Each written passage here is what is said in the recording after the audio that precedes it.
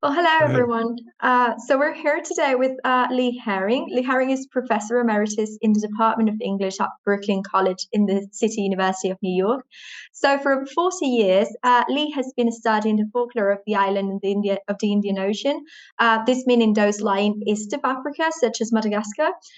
Professor Haring is also the author of the OBP title "How to Read a Folktale," the Ebonia epic from Madagascar, and of the forthcoming open access book Folktales of Mayotte, which focuses on uncovering the versatility and literary skills of oral narrators on this African island. So it's an absolute pleasure to have you here today, Lee.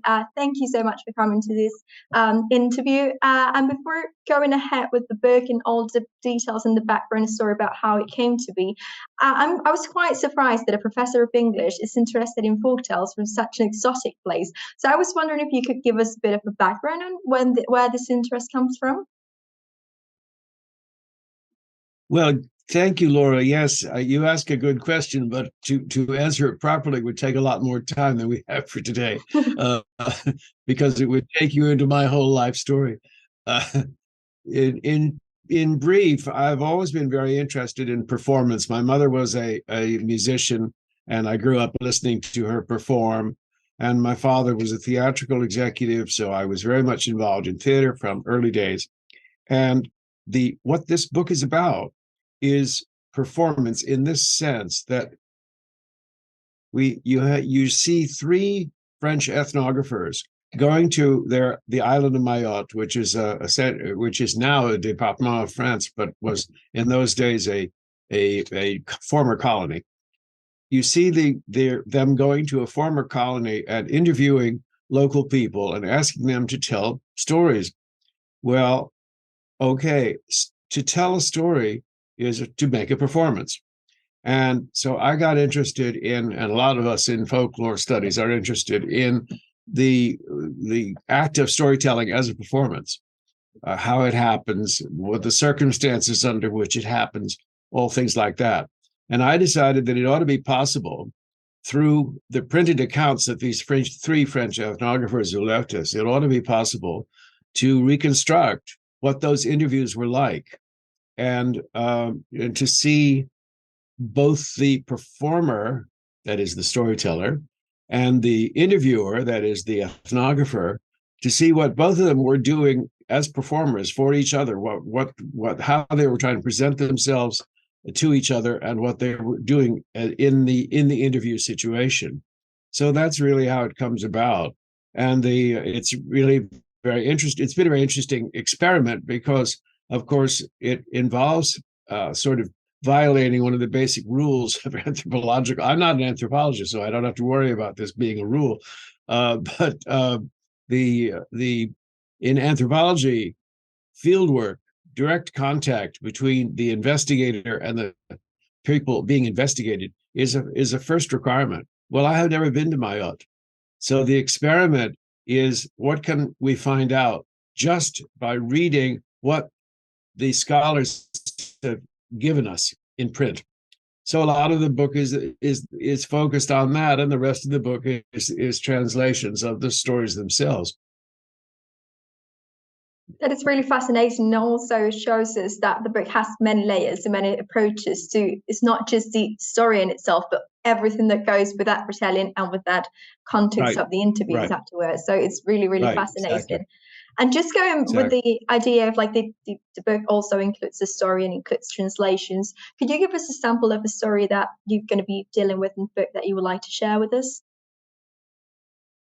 Well, there are a lot, because many of there are there are 221 stories represented in the book. They're not all laid out there end to end, but in the book you get accounts of a couple of hundred stories that were recorded.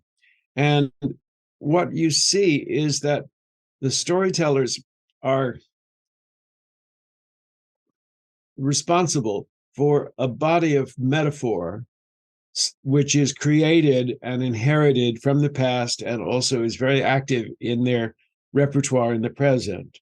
And what storytellers do in that country, as they do everywhere, is that they recall and they reassemble old stuff from the past and they remodel it in the light of the present. So that the likelihood is that a storyteller asked for a story will tell a story that is important to her, and many of the storytellers are women, important to her because it's about matters of concern to local people. These stories were all recorded in the 1970s and 80s at a time when Mayotte was trying to decide what its political status was going to be. And they didn't know whether they were going to continue being a colony, whether they were going to be a dependency of France, whether they would attain some kind of independence. So all the stories reflect that situation. I know this is a roundabout answer, Laura, but I'm getting to your question. We are The completely thing happy with that that, is so please important go ahead. Thank you. Um, the it's possible to interpret the stories that tellers tell as simply fanciful, as dreams or something like that. But in fact, a folktale is not a dream. It's an object. It's a collective object that's collectively transmitted. And in many of the tales, what's in play is matters that are of great importance to people. For example, the subject that near all of the tales, one way or another, are somehow about domestic life. They're about marriage, husbands, wives, the relation between husbands and wives. And Mayotte, like many other places, is a place where the relations between the sexes are somewhat face problems sometimes. Women in Mayotte are remarkably independent, but at the same time, they are seriously dominated by men. And you'd be astonished how many of the stories are really just about that. They're just about how women handle their suppressed social position, and in a metaphorical way. So the society in Mayotte is very much reflected in the stories that they tell, even when the stories do appear to be not about themselves at all. But if you look hard, you find out, yes, they are really reflecting their own reality. A favorite story, to come to your question, a favorite story is one about a dog who gives birth to two human children. Now, as soon as that happens, you realize you're in the land of fancy. But at the same time, it's also true that you can ask questions about what is the status of dogs in Islamic country? Not very good, not very good at all. And to be born from an animal, which is of course fanciful, is a terrible shame. So the whole story is going to be about shame, about these two girl children growing up and having to conceal their origin. Well, if a woman is going to be available for marriage, her family, her origin has to be very well known to the family of her prospective husband. So the story is all about that. The dog moves out of the story. The girls are left alone. They wander about for a while, and then they are taken in by a local magistrate and his deputy. So you could say that they are being protected, or you could say they're being rescued from their status as being women out on their own, which is a dangerous position. Or you can say that they've been kidnapped. I mean, you can look at it in all of those ways. And in any case, one of them marries one of the girls, and the other guy marries the other one.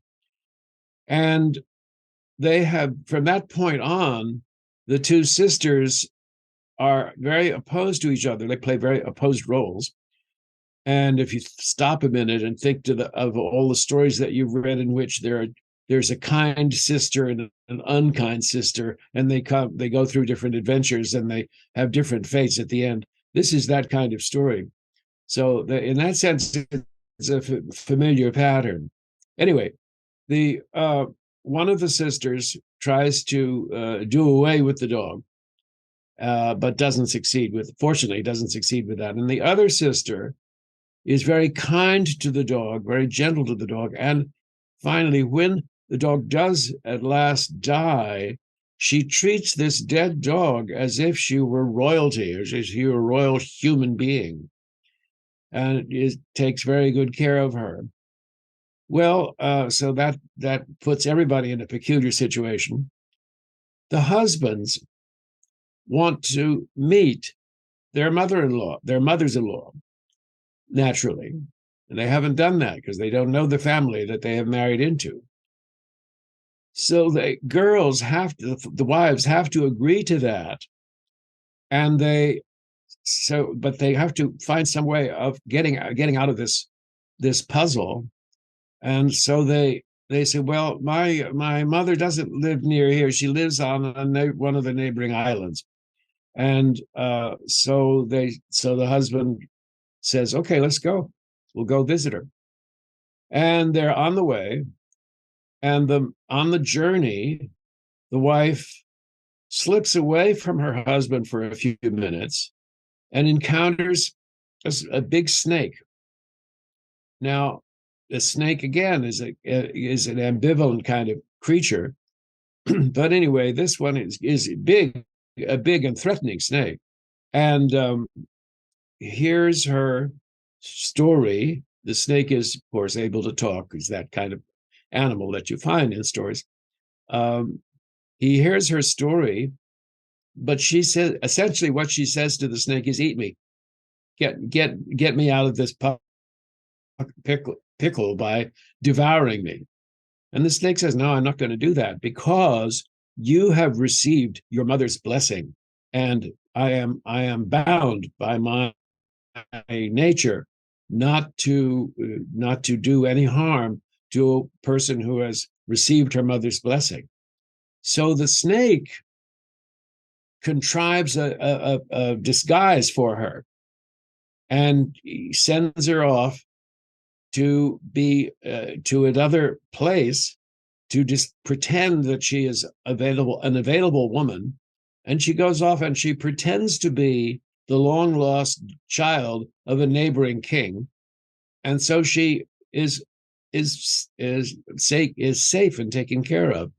Well, then she is able to report back to the unkind sister, who wants to have the same fate.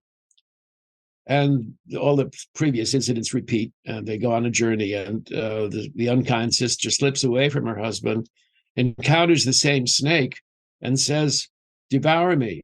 And the snake says, "Well, why not? Because you did not receive your mother's blessing." So the snake devours the unkind sister, and all is well. Now, it's a fascinating story because of the emphasis that it places on shame and secrecy. It's all about secrecy and shame. And I find that theme is developed in a lot of the other stories.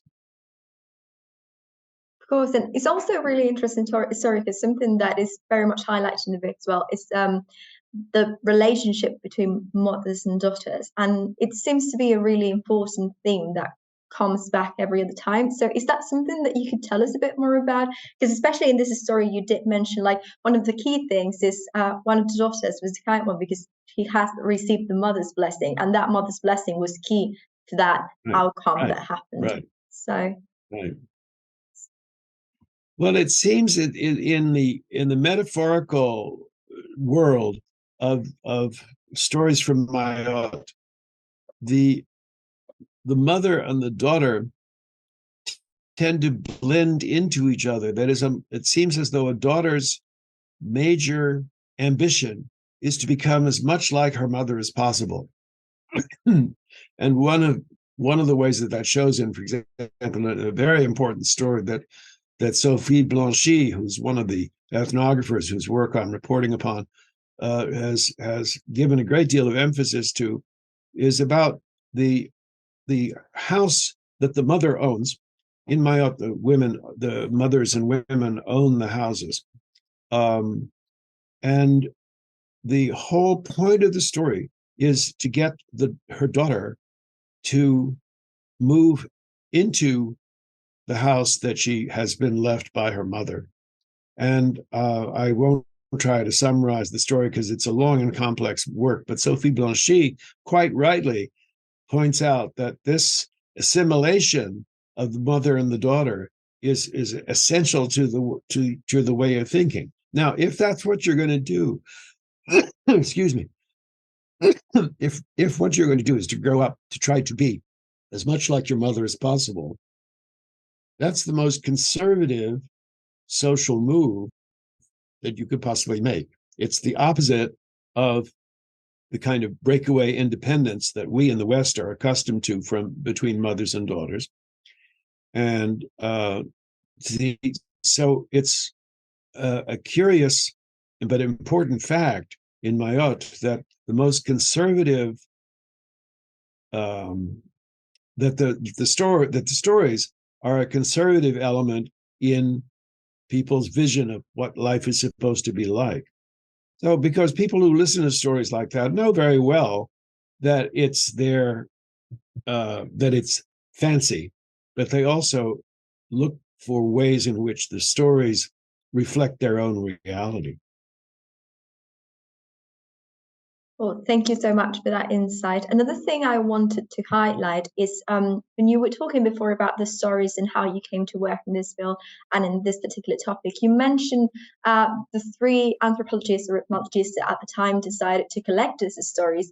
And I know for a fact that this is something that you would very much like to highlight because you believe that the work should be a bit better known than it actually is. And I was wondering if you could give us a bit of information, like who were these people, what work they did, and how did that influence your work afterwards? Well,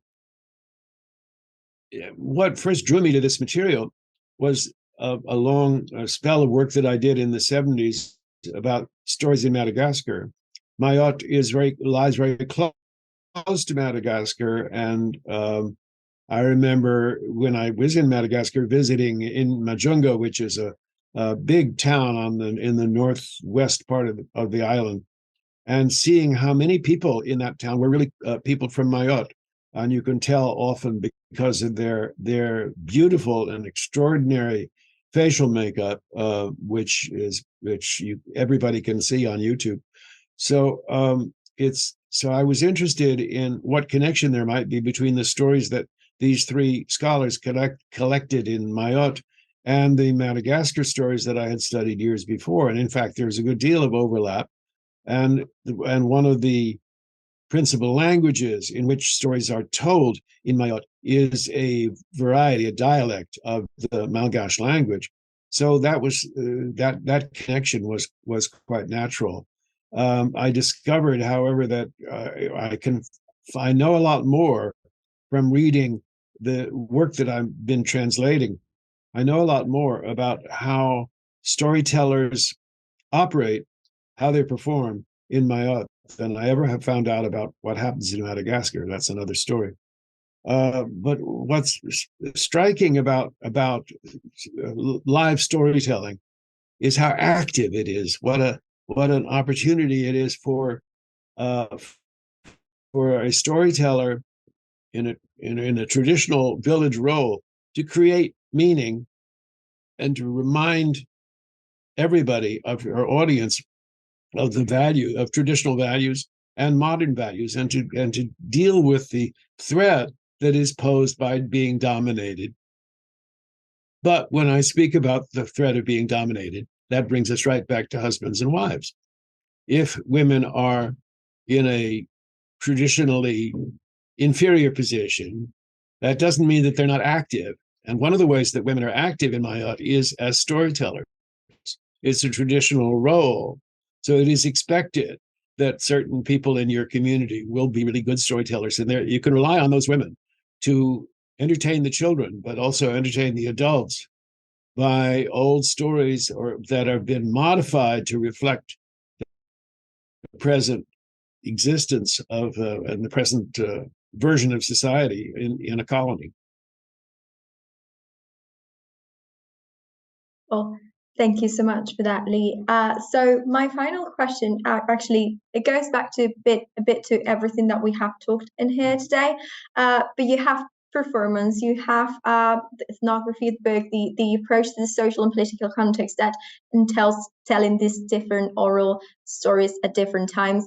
But what would be for you the key element that you would like to highlight from your book, something that you would really like to make kind of put in a more principled position? We're talking about this new book that you're gonna release quite soon. Well, it's implied in what I've been saying. One way that people see storytelling is that it has no use, that it has no utility. That's what people say about painting and music, in the West. They dismiss the arts because they have no utility except to pass the time. And that's what people think storytelling is about. I don't accept that. Folktales in places like Mayotte or any place else, even when they're fanciful, speak about real life situations. A great many of the stories, as I've said, a great many of the stories in that book are about marriage or husbands and wives. And they speak about those matters in a critical spirit, not simply conservative, as I said before, but also questioning those values. And of course, what the storyteller is doing is holding up in front of her audience an alternative reality into which they can dwell for a few minutes while listening to the story. And the women listening can live another identity. They can assume more power in fancy and in the story than they have in real life. And when you assume an alternative reality like that, you're opening up possibilities for yourself that ordinary life doesn't give you. So what's striking about this activity, even on the printed page, and I hope that's true in the book when people read it, is how active storytelling is as a factor in people's emotional and imaginative life. Well, thank you so much. Yeah, that is a really interesting point of view and something that as you've said, you have highlighted a bit throughout the conversation. But that kind of like using actively the oral story or the storytelling for that to adapt to your own situation and give you that power, that strength that you might need at that time is really wonderful, and it's really precious. And I'm really happy that this is something that hopefully, as you said, the readers will get from it. So yeah, that was my last question. I have to say thank you so much. It's an absolute pleasure to have you here, and it's an absolute pleasure to have you back as an author at OBP. So for everyone watching, the book is available to read by everyone, PDF, HTML, and to purchase in hardback and paperback and ebook editions. I will put the information to access the book in the description box. And yeah, thanks again, Lee. It's an absolute pleasure. Thank you. Thank you so much. Thank you, Laura.